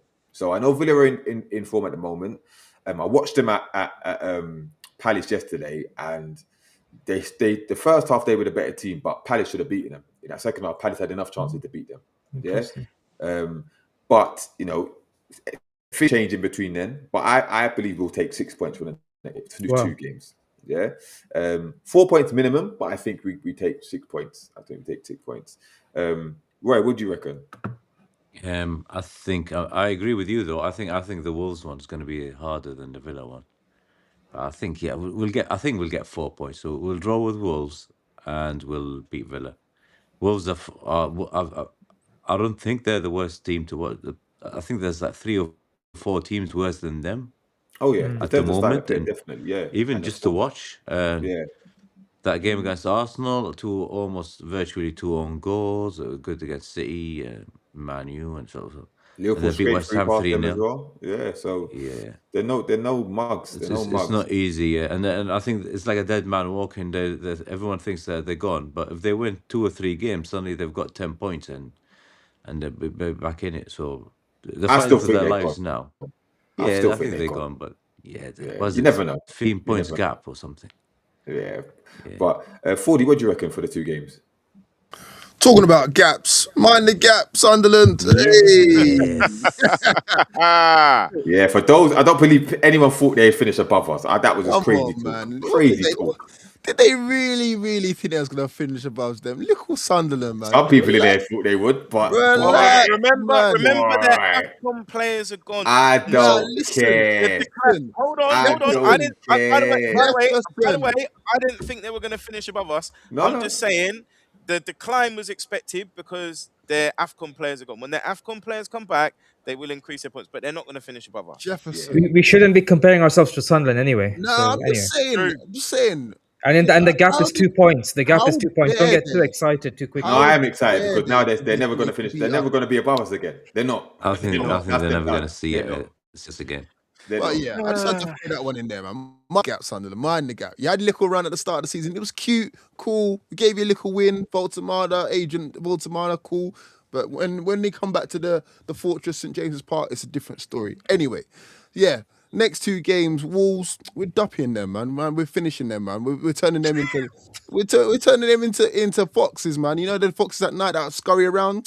We'll forget them, man. And we'll take Mateus and Mane as well at the same time, man. We don't even want that Strand Larsen, man. 40 million for what? Nah, we don't want him. And then Aston Villa, no, we don't want him, man. We'll take Mane, man. Prospect, yeah, we'll take him. We'll do.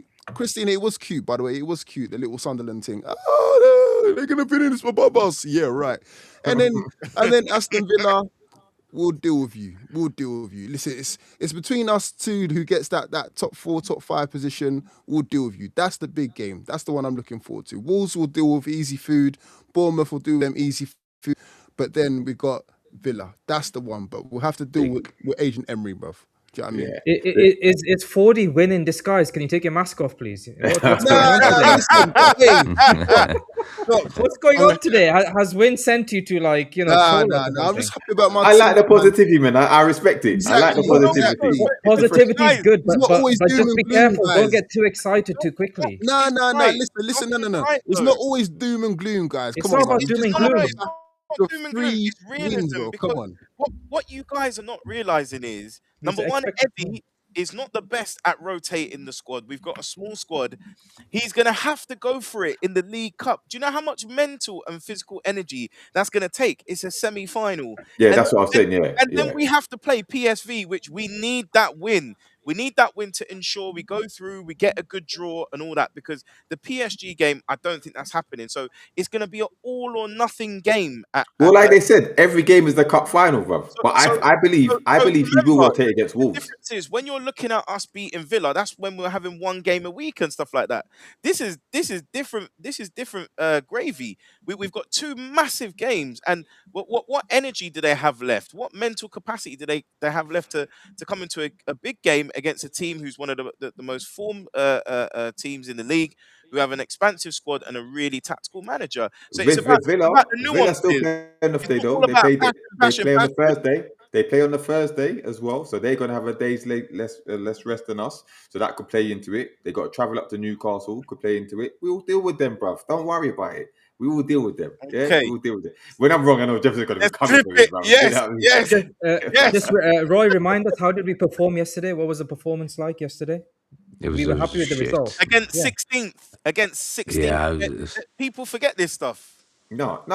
Listen, I don't know about NUFC Talk TV, but every other person I've seen talk about this game, they acknowledge that the fact that we got away with it, yeah, and it's not sustainable, yeah. We're happy. The adrenaline's there because the way we won the game, which is fine, but there were very few positives other than that to come from the game. Exactly. Considering the way Leeds played against us, yeah. So we all know we all acknowledge that the fact that if we're gonna get better in this league and have a better season, we have to improve the performances. My thing is that. Why are we still saying this? We're halfway through the season, D-man. How long are we going to keep saying this? And No, I know. I'm not saying it's going to happen, but it has to happen. I'm saying it has to happen. I'm saying it will happen, but it has to happen. If we're going to be relatively successful in this season, we have to improve our performances. I'm not saying whether it's going to happen or not. I'm saying this needs to happen, bro. It needs to happen because we can't keep skimming our way. Don't get on. The Palace game was better than the Burnley game, yeah. But this one we got away with one. But I also bring it back. You have to think about other teams have slipped up against Leeds, yeah. Other teams slipped up on that very same day that we played Leeds, yeah. So maybe this was one of them ones where no one really performed yesterday. Nobody, and the ones that didn't get the result. They didn't get the win. Man United didn't get the win. Yeah, Chelsea lost. You know what I mean? Just to remind you, Brentford are above us. Yeah, Brentford are having an outstanding season. Yeah, they're cooking. They're above everybody bar Liverpool, Arsenal, and City, bruv. Yeah. So and someone else, Villa. So let's not say Brentford are having an outstanding season. Igor Teokag is having the season of his life. Yeah. So, and again, we are not finishing below Brentford. I tell you that for free, bro. We're not. Yeah. You can clip it. You can bookmark it. We are not finishing below Brentford. Yeah. Brentford, Sunderland, Bournemouth, Brighton, those teams we are not finishing below. Yeah, the only teams I think that could probably trouble us is Manchester United, who we should be finishing above, but I don't know because they've got this new. If they get Solskjaer in and whatnot, redo for the season, we don't know. But and even by the way, the table is very congested. I think we're 2 points ahead of 14th. Everton are in 14th, so Yeah, I think let's be positive, but not go overboard. That's Let's another one take that's not finishing take above it us. That's game by another one. game. That's another Yeah. one that's not finishing above us. Everton. Well, I mean, But but D-man, we should be finishing above these teams. We invested 250 million. no, we So should be. I'm not saying why are the standards so low that we're saying we're going to finish no. above But Sunderland, but finish above I Brentford? take it back, bro. We can't expect to finish above Arsenal, City, Chelsea, Liverpool. Those four at the very least. Yeah, Villa because they've got a better. So that's 5 teams we can't be.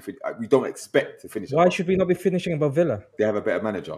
Yeah, they have a Okay, better fair manager. enough. That's what I wanted to hear. Yeah. No, but it's true. They've got better Why are managers. we gassed though? In terms of, I mean, the win was a big win, but if you look at the quality of the opposition, Yeah. yeah, we've beaten Burnley. We should be beating Burnley.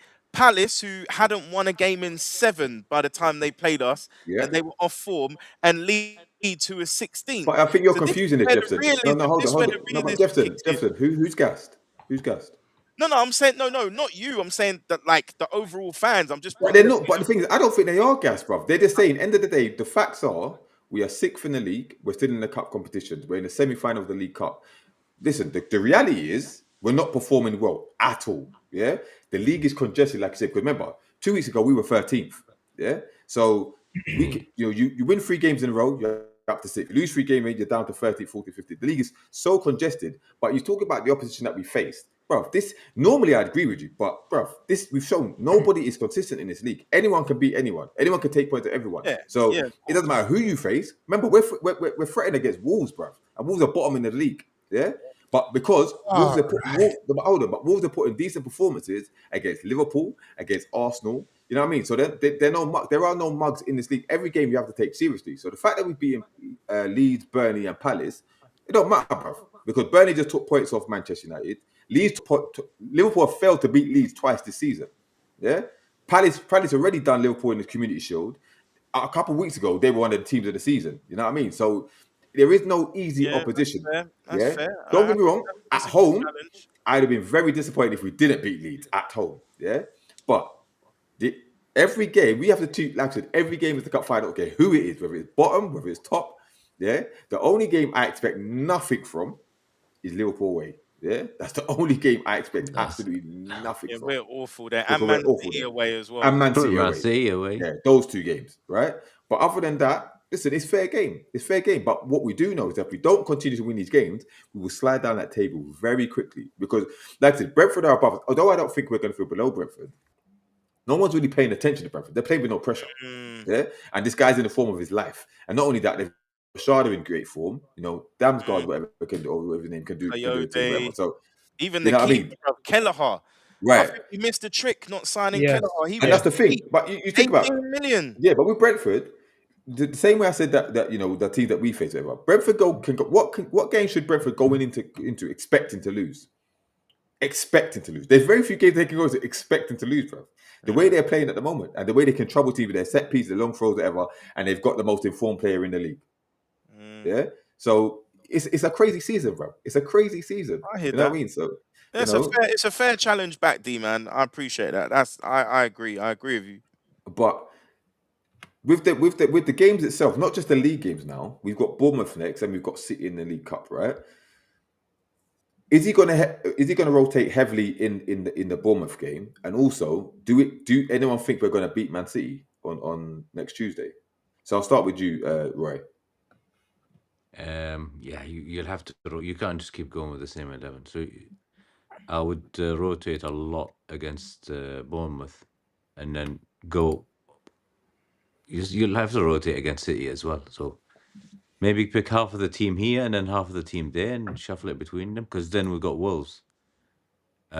With City, I don't know, because I think Pep will probably put a second string team in the away game, which is the first one, and then depending on the result.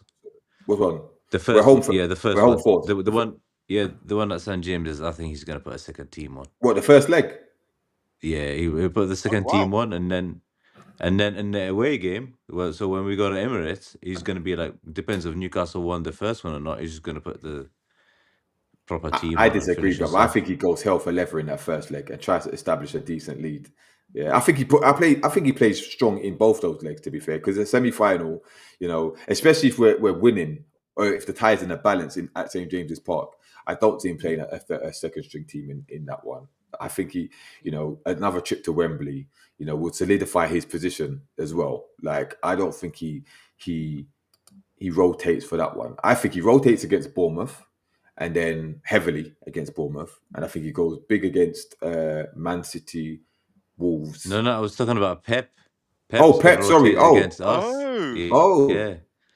Yeah. Pep put a second team against us in the first game in St James's Park. Oh, yes. And Yeah, then you're probably finishes. right. Eddie would probably go full power in the City game, and then rotate against Bournemouth. Okay. Yeah. Okay. No. Yeah. I was talking about Pep. So do you think we win the Bournemouth game? By the way. Yeah, I think we'll win the Bournemouth one. Yeah. Even though I'm not super excited about the FA Cup, because we win that one, then we've got more games and more fixtures. So if I'm we with you lose on that that one. Yeah, if we do lose that one, it's not end of the world, and we'll probably lose the City one as well. And then we've just got those couple of Champions League games left in the playoffs, and then see what happens after that. Okay, I reckon we lose the Bournemouth one. I think we get a narrow win against City. I think a 1-0 into the second leg. But yeah, I wouldn't be as much as I want to win every game. If we lose the FA Cup, although I'm going up there traveling up there to see it if the weather permits. But if we lose that, I'm not going to be too downhearted. I'm not going to crash out over it because I think at where we are in the season, I think that's the least of our priorities. The FA Cup. I know it would be great to win it, because the nostalgia of what it means, the terms of the cup itself. But nah, I'm not too fast. What about you, Jefferson? I think I've got a strong feeling we actually win the first leg. So there we go, people in the chat that think I'm negative. I think we win the first leg. I actually think we play quite well in the first leg. I think our players tend to rise for the big occasion. So I can see a narrow win there, 2-1, 1-0 kind of game. But I do feel it will fall apart, unfortunately, in the second leg. But I do think we win at home to give us a real good chance, to be honest. Okay. Doc, what's your thoughts? I think against Bournemouth, I would like Eddie to give some youngsters a chance. I would do a big rotation against Bournemouth because I think for me the FA Cup is probably the least of my priorities anyway at this stage. So I would like him to give some youth a chance. City, I'm not too sure because they've dropped off. They've had 3 consecutive draws now. They struggled against Brighton. They've got It injuries just as depends well. on Pep's mindset. Like, is he gonna go for it in the Carabao Cup? I think we're probably gonna get a draw at St James's against City. I think it's going to be 1-1, and then I think away it's going to be tough. It's going to be tough to beat them at City. So we might narrowly lose that. It's a strange one because with Pep now, because strange enough, because of tonight's result with Arsenal dropping points, City are still in there with a shout, right? So I think that changes his position in terms of the League Cup. I think he might, like I said, rotate for the first one because he got injuries to players and he don't want to risk too many more. I think he rotates in that one. Had Arsenal got 8 points clear, I think he might have gone hell for leather for the cup because he wants a trophy, innit? But I think he thinks that, put a second string line up. As long as he gets a draw or a narrow defeat, he'll be confident of turning it around in the second leg. So yeah, it's going to be interesting. He never drops Haaland though. Haaland plays every match. I don't think he plays that game. I think he'll play. So far, he's played every match. He's played every match. He's played every match. No, he hasn't. He didn't play League Cup last round. He didn't play League Cup last round. Did he not? No, he didn't. Okay. So he don't play every game. Okay. So he's missed one match. He's going to rest. He probably resting for the FA Cup and then starting for the League Cup. So that was. He'll start against us. But it don't matter. He don't really do much against us. We've got the capacity to stop him anyway. We've got Malik Chow, man. We deal with him, man. We're all right, man. We're all right. But yeah. So just a question there. Ginger said, D-man, how long till this club has a system that can win games? Because right now we have no style of play. Eddie Howe has to exchange system or go full Gegenpress.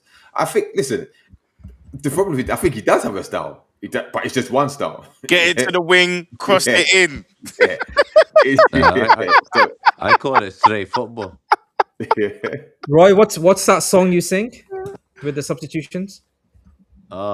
Take the right winger off, put a right winger on. Take the striker off, put another striker on. Take Gordon off and put Barnes on. That's the way it goes. And then he's a genius. He's a You should release genius. that. You should release that tune, mate. Put it on Apple Oh, Yeah. That needs to be copyrighted, Roy. What he looks triggered, you know. Yeah. He's I'm What he looks disgusting. triggered, you know. And then good, bro. I'm Win, gonna take go that to mask 40. off. Win, take that mask off. I'm going to go to 40 for some positivity because the question here says, do you think we can go unbeaten in January because we're quietly in a purple patch? So this is for you, 40. What do you reckon? Oh dear, man. I was just getting drowned out by all that negativity. Well, let me give you Oh, the game. come on. I Let was me in give the championship, man. My bloodline was in the championship. I remember them days we were playing Preston North End and them, man. you Flipping go, out. you go put the hand on. D-Man, D-Man, the last stream I was on, 40 was completely different. So he's changed what? Yeah, 2 listen, weeks? it's the getting of the game yesterday, isn't it? Even Cuffy Be saying consistent, money. 40. Be consistent. I hadn't experienced a win in about 3 or 4 games. I had This had a is it. right to be, but now flipping out 3 wins. Well, let me give you the list of games for you then, because we've got Bournemouth next, Mm, City in the cup, then we've got Wolves, yeah, we've got PSV, yeah, then we've got Villa, and then we've got Liverpool at the end of the month. There's that 6 games. yeah. We're in reckon the we big can go leagues. This is what we live for, man. We're in the big leagues. We're in all competitions. Someone put it there. I can't remember it, so I'm gonna bite your. I'm taking your message, but we're in all competitions. There's 6 in the league. It's not that bad, bro. Flipping hell, bro. I think it might be Newcastle who just said that. Right? Come on, man. So are we gonna go unbeaten then for the rest I of the don't know month? about unbeaten, but again, we're gonna go. We're gonna do. I'm not deluded, bro. Come on, relax. Bro, Fordy, Cuff's come back at you, though. Yeah, he said you cut him down for being a happy clapper last time. So he's basically saying you're flip flopping, bro. No, It's win. Flip flop. Hey. Wait, let's get this cleared up. Listen. I don't have to be down even though we win a game. Like They're calling you Winton, bruv. They're calling you Winton, bruv. That's Nah. what they're calling you, bruv. Listen. Getting cooked, man. I've heard you guys have been drown out the Soros and the rest of it. Anyone who thought we would have lost 4-3 last night, flipping no. But listen, he done what we asked for in terms of rotation. He actually started Barnes. I know it's a shock. He didn't wait to the 65th minute, did he, people? No, he made a substitution at half time. So again, that's something else. So all the things that I've been addressing or wanted to be addressed, he addressed them. So I don't know what we're still crying about. Oh my God, we lost. No, we won. We won 4-3. 40. Let's be. No. Let me lie. No. I heard you all Let me lot talk. crying. I heard you all crying. Let me have some time. And then all the stuff that we've asked for, he addressed. That's it. I know he's not perfect. I know he's not going to be flipping Jose Mourinho overnight, but there's small little steps forward. If he goes back, then I'll be back moaning with you lot. And it's rightfully so. We can have all a nice little moan along, but at the same time, he's done the things that we asked for. You only got to go back to the last stream, and we was talking all about it. That's what I'm saying, guys. No, that's a fair point. End of the day, listen, I mean? we got the win. He did a few things, like you said. He addressed a few issues that a lot of the fan base had, and the positives are we are 6th in the league. We are in these competitions, and we people would be envious to be in our position. They'd love to be in our position with the amount of games that we have to play in each competition, semi-finals of a cup competition, Champions League fixtures to come. Listen, I'm enjoying it because I'm going to a lot of these games in it, so I'm enjoying it myself. But we do have to acknowledge that there is an element of luck in the way we're getting some of these victories. That's all we're saying, isn't it? Like, it's great to get the win, but if in an ideal scenario we'd get the win and a convincing performance, and we're yet to do that consistently this season. You never know. This could carry on for the rest of the season, and we qualify for the Champions League. We might even win a trophy. And if that's the case, then so be it. I don't think anybody can really moan too tough. Yeah, but we know the likelihood of that happening is very slim, unless we back up our ideas. Yeah, and it's not even just Eddie. Certain players as well. Yeah, because we spoke about Tonali, and we're going to give him a blight because his missus, congratulations to him because, his missus given birth. So congratulations to him, his son Leonardo. Leo is a Geordie. Elanga, I think his missus has given birth recently as well. So congrats to him. Wait, these things might Eddie putting in the food? Hold on. That's the only time that Alanga's scoring this season, bro, by the way. Flipping out. You know what I'm saying? Just saying, you know what I'm saying? That's where he's lifting. That's where Chris gets it from. Listen, 40, stop being negative, man. Come on, stop being negative. Ray, let's see if we can time it. You ready? Let's see if we can time it. Go on. Banani. Oh, Jesus Christ. Wait, on that note, wait a minute. We've got a comment from a Leeds fan, so big up Planet Leeds. Oh. Yeah, he said, "What a game of football! Massive character shown by your boys. Absolute classic. Thanks for having us. All the best for the rest of the season. Big up, much appreciated. Much Well appreciated. done. Good to have a Leeds fan in here. You know, and big up. Listen, good luck for you lot for the rest of the season, because I actually want to see Yeah. Leeds stay up. You know, Yeah, big I think club. they got goal of the season on Match of the Day. They got Dominic Calvert-Lewin goal against Sunderland. Great team goal as well. You know, and if he can stay fit, they've got a very, very good chance of staying up. I actually think they're going to do it. I think they'll stay up. Yeah, You know I what think mean? easy. So, And Daniel Farker as well. Credit to him, you know, because he was shocking with Leeds, right? And he's come with Leeds with Norwich, sorry, and he's come back up to the Premier League with Leeds, and I think he's shown that he's learned his lessons from the last time he was here. So it's good to see him like progressing as a manager as well. it's The true. naive defeat. It was easy to beat. It was a bit naive, and sometimes it's attacking a lot, open, really. Yeah. I was impressed with them yesterday. Listen, they like you said, they're in some good form at the moment. They, you know, they're unbeaten before they came to us, unbeaten in 7 of it was. So, you know, it's you know, good luck to them. I don't know who they've got next, but you know, it's they're looking okay at the moment. If they, like I said, if they can keep Calvert-Lewin fit, Ericsson seems to have been on form at the moment. You know, they could be all right. You know, we'll see how damaging this defeat is to them, but you know, they've got a break. But we've got a super chat from Boki. Big up. He said, "No happy clappers tonight, guys. I can't take any more." Yeah. Big up, Boki, for the super chat. Big up. D-Man, you got a message from Liam. Which one? He said, D-Man, hit up Boki and we can get some time on match day. We can get that positivity up to 4D's level. Oi, Liam, don't be corrupting my boy, you know. Yeah? Don't be corrupting my boy. I see you. I see you, mate. A match day now. Let me get this straight, because I'm going to be at the Bournemouth game on Saturday. I'll be at the City game on Tuesday. And then I'm going to be at the PSV game. And then I'm going to be Liverpool away and City away. Yeah, Man's I've got regular. those Okay. If you need any regular autographs, and broke. Yeah, regular and broke. It's costing me a fortune, bro. It's costing me a fortune, but yeah, it is what it is, man. It is what it is. if you want D-Man to sign your shirt, you know where you'll be. Relax, man. Relax. Big up, Brad, in the building. He said, just want to say big up, fellas. So appreciate you for the super chat, Brad. Big Much up, Brad. appreciated. Much appreciated. Hope you're Captain good, America himself. Hope you're good. Brand Merci beaucoup. legend, top G. He also said if Leeds stay up, they could quickly move up the league as well. So yeah. Stephen, big up Stephen. He said Leeds went for us. Credit to the team. You know what I mean? So getting a lot of respect from the Toon fans that the Leeds are. So and apparently their fans were very, very vocal as well. You know, giving a Great fan base. They travel well. Anyway. They're a proper club. Yeah. So before we leave now, obviously the situation has changed now. We're 6th in the league, whatever.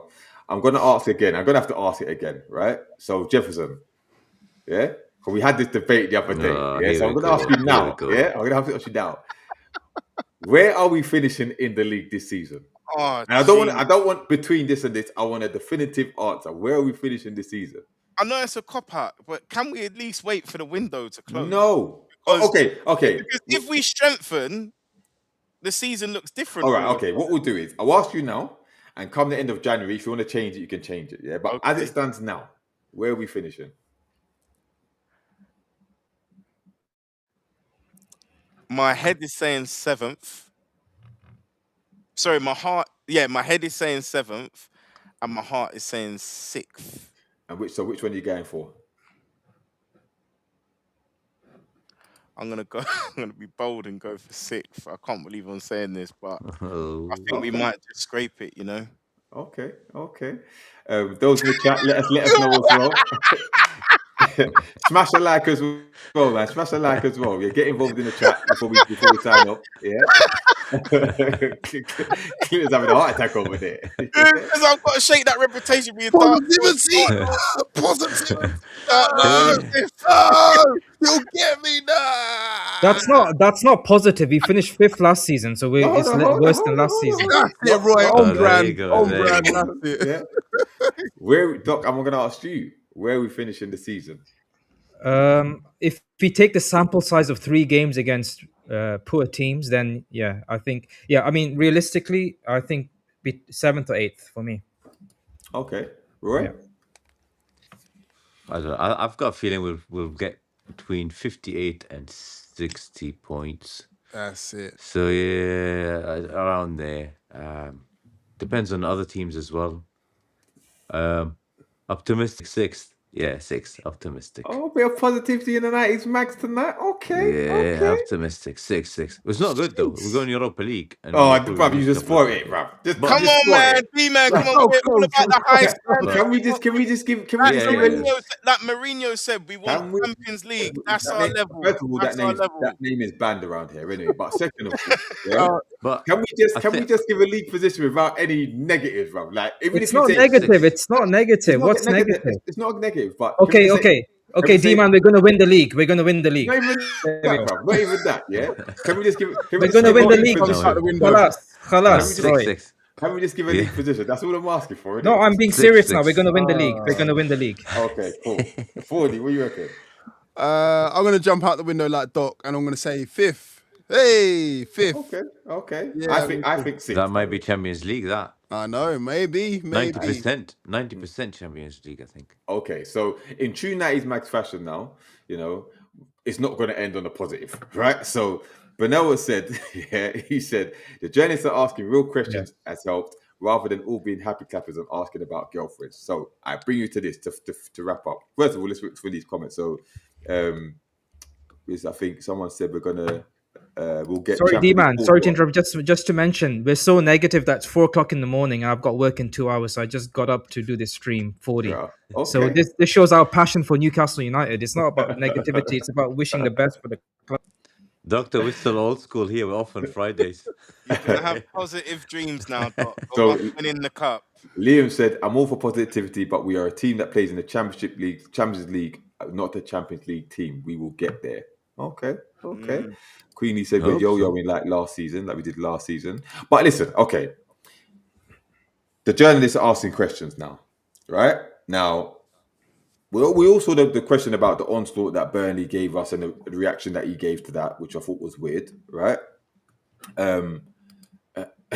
This tribal chief nonsense, bro. But yeah, big up Tom in the building. Yes, Tom. Yes, Tom. Acknowledge, Acknowledge, brother. Right.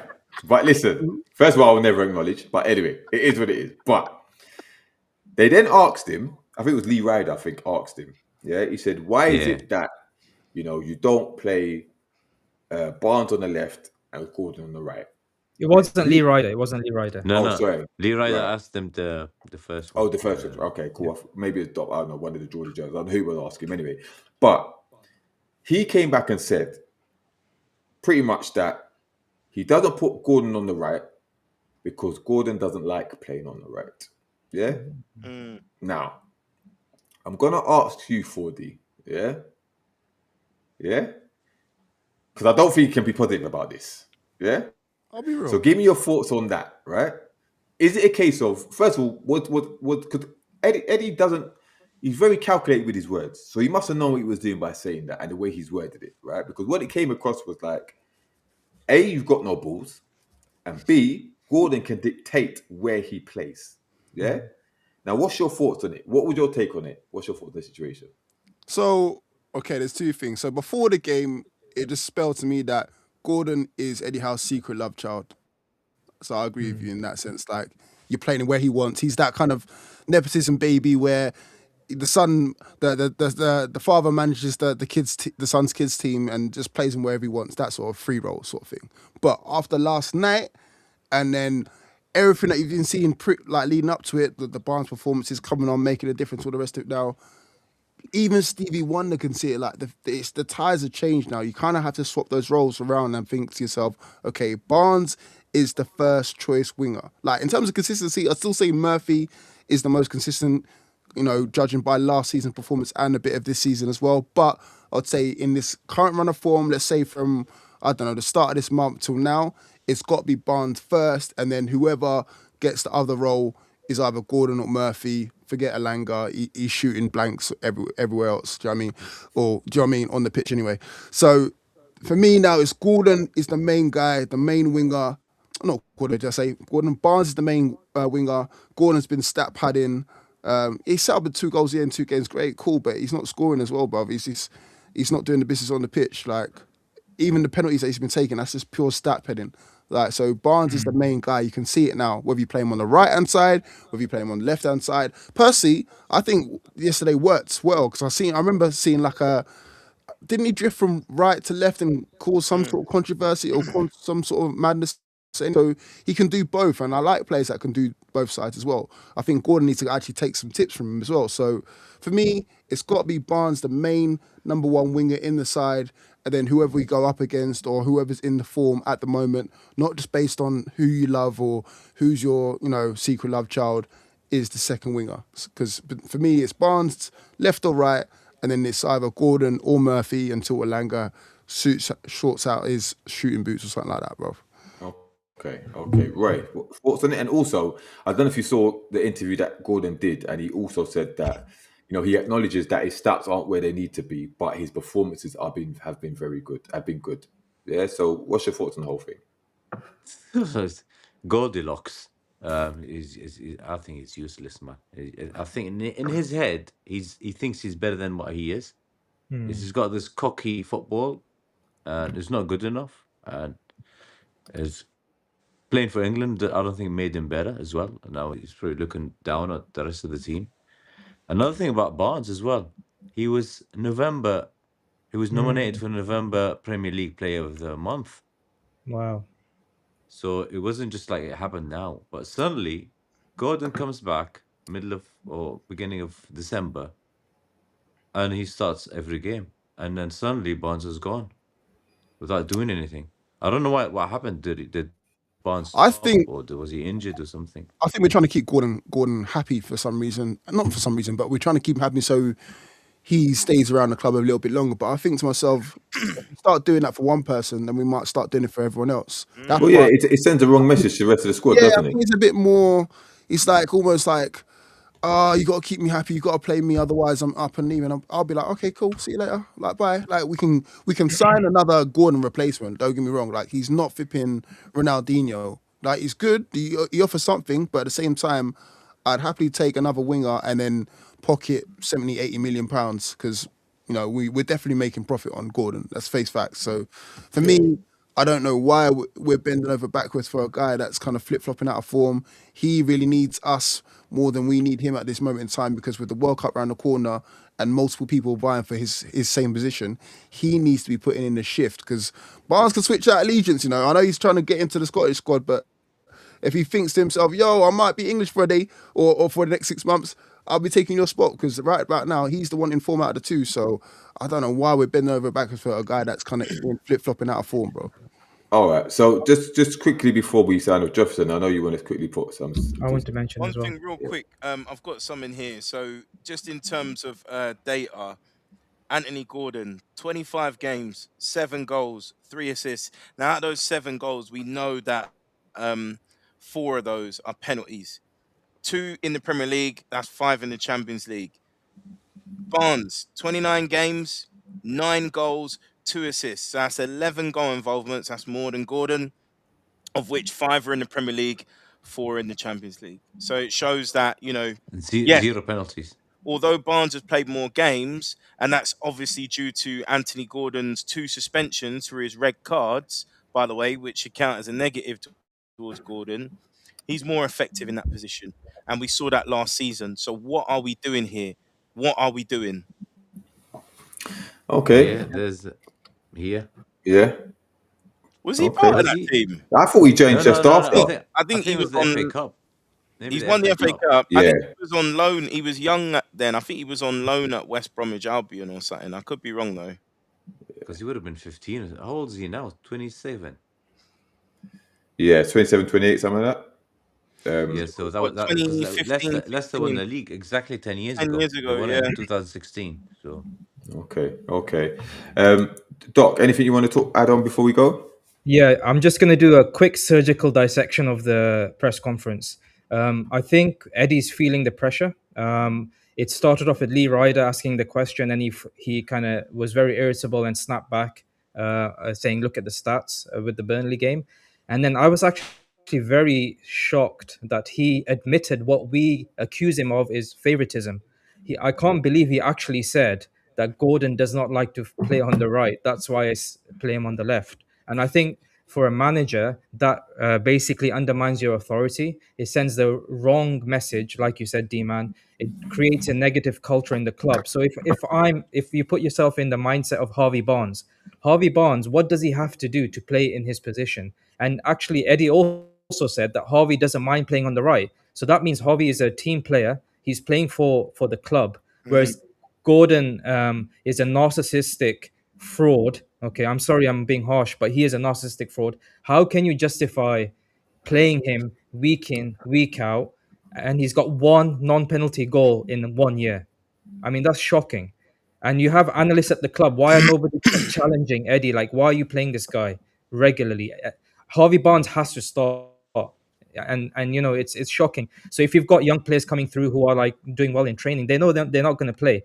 Say you're a left winger playing in the academy, there's no chance you're going to get picked because of Gordon being there. So I honestly don't, and it's hurting the club, right? Because Harvey Barnes has been, even last season, I think you mentioned it, Jeffo, or was it Roy? The run that we went on, the really good run towards the end of the season, it was because of Harvey Barnes. Gordon was not in the team.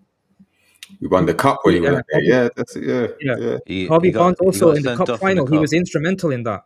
Yeah. So it's really bad. It creates a negative kind of narrative, and thing is, he's feeding into the ego of Anthony Frauden. So if imagine you're Anthony Gordon, you hear that press conference, you're like, yeah, this guy loves me. I can do what I want. My performance levels can drop down. I'll play. Yeah, it's not So good. I'm really upset about that. It'll be interesting to see what questions get asked of you in the next press conference. But yeah, for the record, Harvey Barnes didn't win the Premier League. He was in the academy and he didn't make a senior appearance in that season. So he's not credited for winning the Premier League. But it is what it is. But listen, we've had a long show today. Almost 2 hours. Yeah. Wow, So, that might be our longest, it might be maybe. our longest indeed. But Yeah. thank you all for those in the comments. Like, subscribe, all that stuff. If you haven't subscribed to the channel, please subscribe. If you haven't slapped a like on it, please do so. And even if after the stream's done, if you anything you think of or you want to talk about, anything you spoke about in the stream, leave a comment. You know what I mean? If you agree with us, if you don't agree with us, stuff like that.